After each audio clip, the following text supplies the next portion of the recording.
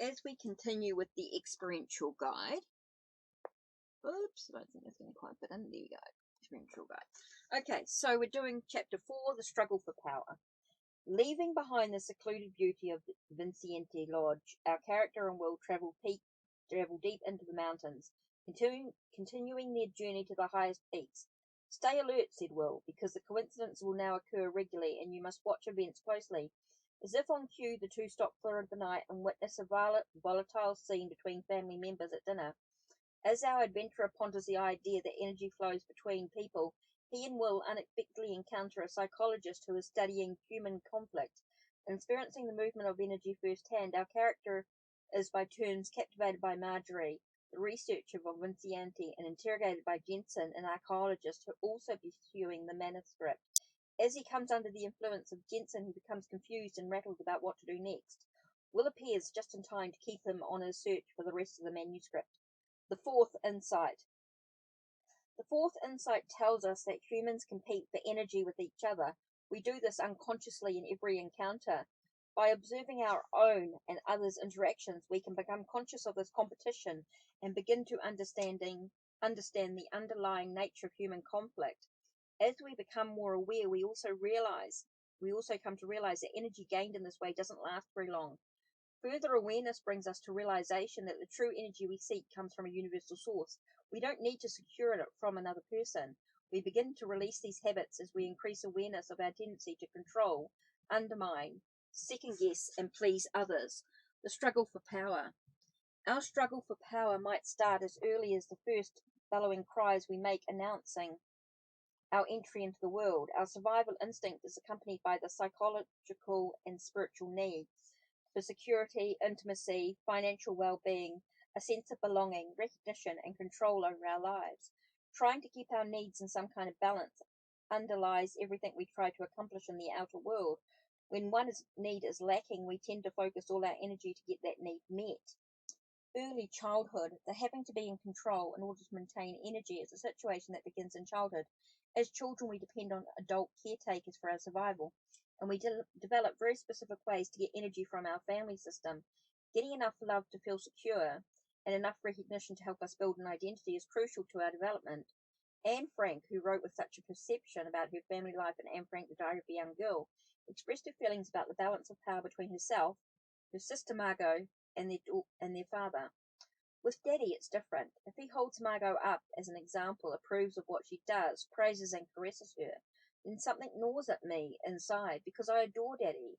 He is the one I look up to. I don't love anyone in the world but him. He doesn't notice that he treats Margot differently from me. Now, Margot is just the prettiest, sweetest, most beautiful girl in the world, but all the same, I feel I have some right to be taken seriously too. I've always been the dunce, the nerd doer well of the family. I've always had to pay double for my deeds, first with the scolding, and then again because of the way my feelings are hurt. Now I'm not satisfied with this apparent favoritism anymore. I want something from Daddy that he's not able to give me. It's only that I long for Daddy's real love, not only as his child, but for me, Anne, myself. Anne's words speak to all of us who have experienced sibling rivalry, competition, failure to please the one we love, and the feeling of invisibility. The withering remnants of early pain, belittlements, abuse, neglect, fear, abandonment, and guilt are the birthplace of our struggle for control. We pack these along with our grown-up bodies and diplomas as we turn into adults, and ultimately these early experiences spark the formation of particular styles of winning energy, these control dramas we discussed later. Everyday life is the interchange of energy. As the third and fourth insights make clear, the exchange of energy happens so constantly and ubiquitously that we are barely aware of it, until our energy is perceptibly drained or increased.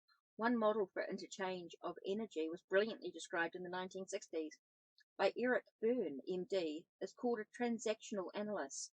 Analyzing transactions between people, Byrne and others identified how each of us vies for attention. In transactional terms, positive feelings or attentions are called strokes. As we mature, positive attention or strokes help us build a sense that we're okay, that we're worthwhile and important in the scheme of things. In the same way that we learn our native tongue, we pick up the language of social interchange. These devices are a habitual way to give and receive energy without having to think too much about it, and we tend to become stuck in the particular techniques that were effective in our early families. Byrne wrote, "Positions are taken and become fixed surprisingly early, from the second or even the first year to the 7th year of life. It's not difficult to deduce from an individual's position the kind of childhood he must have had. Unless something or somebody intervenes, he spends the rest of his life stabilizing his position and dealing with situations that threaten it by avoiding them, warding off certain elements, or manipulating them provocatively so that they are transformed from threats into justifications, losing the bid for attention. In early life, we've had few ego defenses to understand or ward off the effects of being ignored, ridiculed, and criticized. As we grow, the accumulated negative encounters affect our self-evaluation and expectations from the world. We have a deficit and a natural desire to make up for it by getting energy from others. For example, perhaps you can remember a time when you were in a group where the conversation was going at a lively pace. You'd been waiting for an opportunity to leap in and tell a story, and finally there was a lull. Just at the moment you spoke the first words of your story, the conversation resumed as if you weren't even there. Did you turn to someone closer to you to try to mask your embarrassed at start?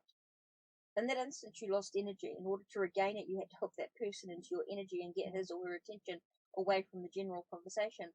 Could you see how this person's eye focused attentively on you? Or perhaps look back to the others to see if the group conversation was more interesting. How did you feel if this person turned his or her attention to the group, thereby making you twice ignored, first by the group and second by the individual? How did the energy flow feel to you as you realized no one really heard you? You probably felt somewhat discounted or maybe even invisible. Perhaps it reinforced your natural tendency to play it safe and be aloof and quiet. Or perhaps you responded in a more aggressive way, demanding recognition. Depending on your self-esteem at that moment, you either shrugged it off, blamed yourself for lack of assertiveness, or resented others for their lack of sensitivity. Becoming aware of how we discount ourselves helps us take responsibility for our part in a negative energy exchange. Ego states. As we shall see with the sixth insight, fixed ego positions foster a recurrent dramatic style called a control drama. The positions describe three important attitudes. These attitudes, described in Byrne's best-selling book Games People Play, are defined as the parent, child, and adult ego states.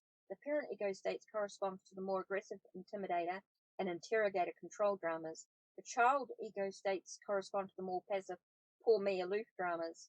The adult state, once it is expanded to include connection with the higher self, corresponds to the heightened state of synchronistic growth. Being aware of these ego states is useful in understanding how complex our interactions may be. It does go into a little bit about the parent ego state. According to Byrne, the parent ego state is composed of the behaviors, attitudes, and values you saw in your parents or other adults. When you communicate from this ego state, you might sound critical, judgmental, rigid, righteous, or overly protective and rescuing. You want to feel in control, so you try to control others. In a power struggle, you might find that your critical inner parent is busy at work making the other person wrong. Your behavior might closely resemble that of your parents, or reflect their value. For example, if you're in a power struggle with your spouse, and your parent ego state is active, you hear yourself saying, "There you go again. You always leave the cupboard doors open. Why can't you get more organized?" You might even wince inwardly, thinking, "God, I sound just like my father or my mother." And the parent ego states keywords like always or you never alert you that old past patterns are being used in the present. When you hear yourself go on about other people's transgressions, it might be helpful to step back and notice what is happening within you. Do you have a need to control to win energy? The child ego state. Byrne defines the child ego state as that familiar part of us that feels as we did as an infant or a very young child. We manipulate from a position of weakness, guilt, or irresponsibility. This is an ego position that wants what it wants now, but always assumes that this need must be filled by others, by making others feel responsible for it. The adult ego state, the third state that transactional analysis defined, is the adult ego state. When we use our abilities to gather information from a variety of sources, consider options, and make choices based on current information, we are functioning from an adult ego state. We are in the here and now. We are aware of our feelings, and we know that we have choices. We are willing to take risks based on the best information we have at the time. We might take into consideration what others have to say, but we trust ourselves to make the final decision. We are able to hear different opinions without feeling threatened or falling into a rigid position where we feel we are winning or losing. We stay in touch with our feelings and express ourselves as accurately as we can, knowing the more will be revealed as we open to events. The adult state is the ego's readiness to connect with the faculties of intuition and inner guidance. Power struggles and ego states. Irrational power struggles always occur when we find ourselves losing energy because of someone's manipulation of our attention, and we fight back to control the situation.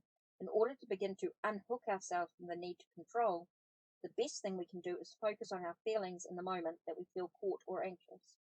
We need not analyze other people or try to change them. All we need to ask is, what am I feeling right now? What do I need here?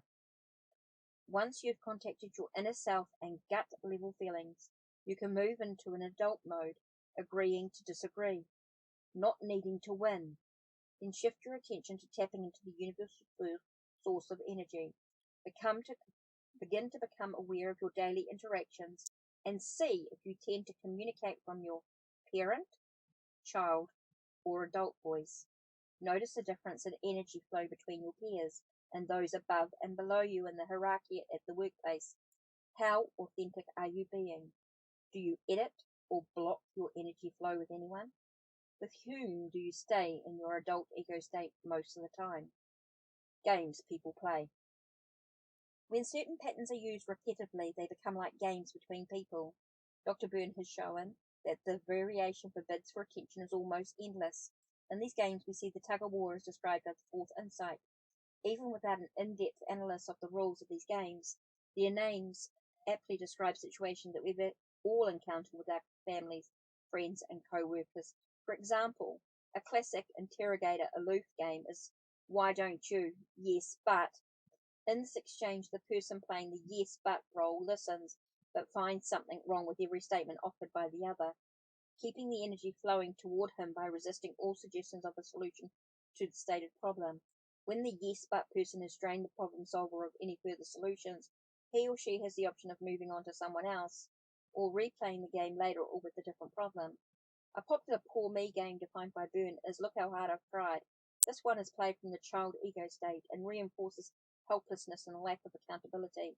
The person keeps the energy coming in his direction by doing just enough token action to keep others, perhaps in an employment setting, from writing him off entirely. If It Weren't for You is a game that can be played in many arenas: marital, teenage, alcoholic, and career. It specifically keeps the flow of energy explicitly controlled so that people buy into the assignment of blame and send energy. At the root of this interchange is the phobic fear of risk or change, which is masked by accusing the other of getting in the way. For example, Gloria, a 56-year-old, blamed her husband's health for keeping her at home, but deep down she was terrified of having to compete on the job market. When people voluntarily give us their energy and power. In the Celestine prophecy, our main character unexpectedly meets up again with Marjorie, one of the researchers from the Vincente Lodge. Conversing together in a cafe, he finds himself talking animatedly and at length with her. The energy she is pouring into him makes him feel expanded and alive. At this point in his development, the encounter serves to demonstrate how energy flows between people. Later in the book, he is warned that unless two people stay centered, accepting another's energy but not depending on it, an addictive relationship develops. Awareness of how we vie for energy is the first step toward reclaiming our own power. Balance begins to be restored when we stop tapping into others for our energy to change and look inside ourselves for our connection to spirit. Releasing the need for control. Coincidentally, as this chapter was being written, we interviewed an actor for the actor the week after he was hired for a new television pilot. He'd just finished reading the Celestine prophecy and was happy to share what he'd learned about letting go of control. In an audition, I'm always painfully aware of how my energy is affected by other people, he said. So easy to give your energy away. Any unkind remark or even a look from someone can make you fall apart. It's such a place of judgment about the other actors, the casting people, most of all, yourself. But he told us this time was different. Well, I just read the Celestine prophecy, and I decided that I was going to go to this audition with a different approach. Usually I go in and try to muster up my confidence and force myself to be courageous. It always feels kind of forced and scary, like I'm second-guessing myself. This time I decided I was going to let it unfold and see what happened. I decided to be in a state of peaceful oneness, not let anything affect me, good or bad, just be there for myself. We asked him if he'd always been interested in metaphysical or spiritual ideas. Not at all, I was a total skeptic. But someone gave me the book, and after I read it, I changed my whole perception about how I wanted to do this audition. How did it work? Well, I felt very open. I just took everything in. I looked at it as a mystery that's going to unravel, rather than some daunting experience that ends up as a disappointment. I just wanted to do the best job I could. It was one of the best auditions of my life, and I had the job before I got home. He said, I really experienced everything differently because I didn't feel like any of those judgments coming at me. I feel like my peaceful oneness created that same feeling with other people. I saw that very clearly, that what goes out of me comes back. I can change my perspective quicker now by observing a tree on the by observing a tree on the sidewalk. When I really see the beauty of that tree, I begin to notice how great everything is around me, and I get back into a better frame of mind. Once we stop depending on control as our only way to make things happen, our lives miraculously open up. Letting the universe guide us puts the mystery back into our life and makes us feel truly alive. Although each resistance and feeling of struggle is not necessarily bad, because it can offer us the opportunity to see what we need to change, there is a more exciting way to live. One of the leading metaphysical writers about transformation is Shakti Gawain. In her book, Living in the Light, she says about her own journey, eventually I lost interest in trying to control my life, to make things happen in a way that I thought I wanted them to be. I began to practice surrendering to the universe and finding out what it really wanted me to do. I discovered that in the long run, it really wasn't that different. The universe always seems to want me to have everything I want, and it seems to know how to guide me in creating it better than I would know how to do so myself. The emphasis is different, though. Instead of figuring out what I want, setting goals, and trying to control what happens to me, I begin to practice tuning in receptively to my intuition and acting on what it told me without always understanding why I was doing what I was doing. It's a feeling of letting go of control, surrendering, and allowing the higher power to be in charge. The purpose of the fourth insight is to help us recognize our need to control energy and interactions with others in order to feel a psychological lift. After you become aware of this tendency, you might find that you wish to make a change in how you relate. It is a human nature to want to do something. However, the key point in your evolution is to increase consciousness about yourself and the universe. If you expect radical shifts or suddenly harmonious relationships, and you continue to get stuck in competition for energy, don't assume you aren't getting it. What you need to become aware of will be presented to you. If you feel frustrated at seemingly slow progress, realize that all of your new insights need time to become integrated with your whole belief system. Summary of the fourth insight. The fourth insight is the awareness that humans have often cut themselves off from an inner connection with this mystical energy. As a result, we've tended to feel weak and insecure, and we've often sought to build ourselves up by securing energy from other human beings. We do this by seeking to manipulate or dominate the other's intention. If we can force the attention of another, then we feel a boost from the other's energy, making us stronger, but leaving that person weakened. Often others fight back against this upsurfing of their strength, creating a power struggle. All conflict in the world stems from this battle over human energy. So that's it from me. Don't forget to check the links down below. Check the links on my channel. Like, subscribe, and ring the bell so you know when the next video will be uploaded. Take care and blessed be.